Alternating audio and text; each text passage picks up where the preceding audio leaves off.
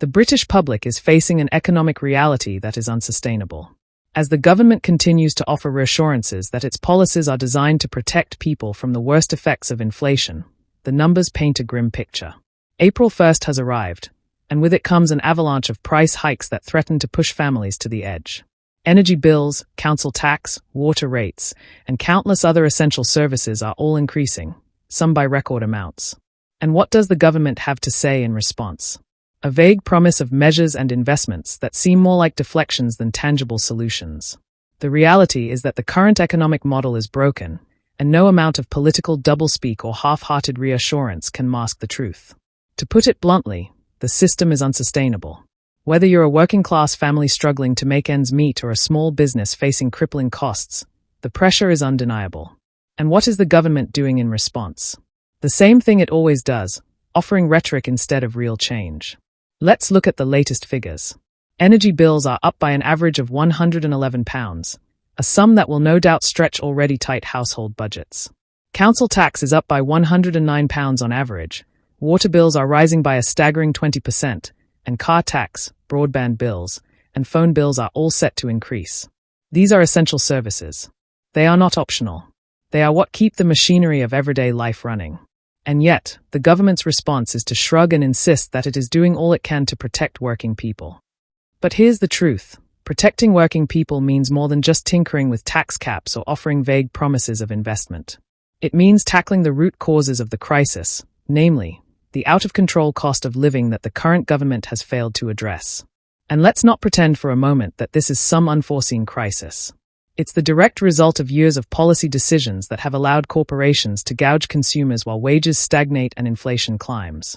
The government's refusal to confront the structural issues that have led to this mess is a betrayal of the very people it claims to represent. The argument that the previous government was to blame is no longer enough.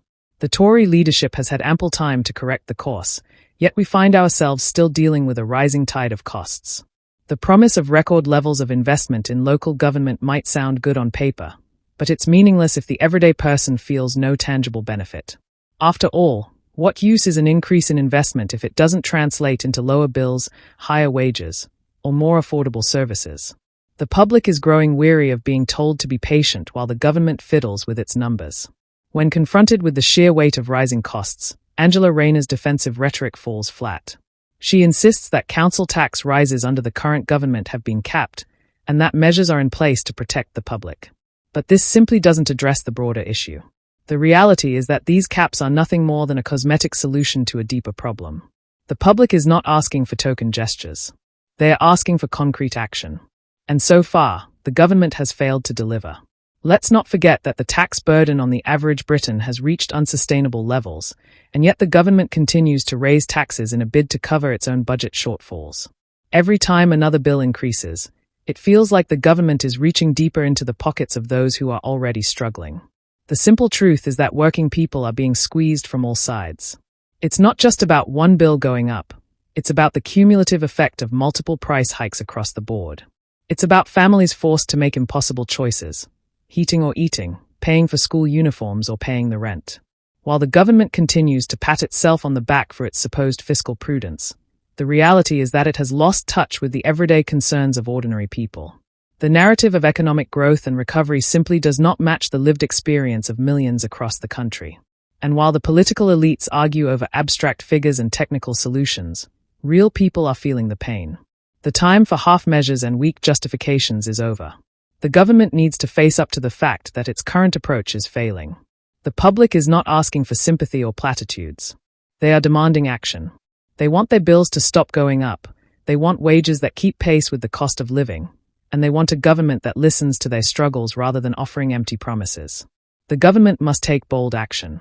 This means investing in solutions that tackle the root causes of rising costs, not just slapping a band-aid on the issue.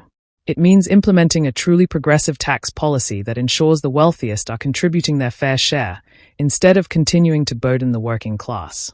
It means looking beyond temporary fixes and working to fundamentally reshape the economy to make it fairer, more equitable, and more sustainable in the long term.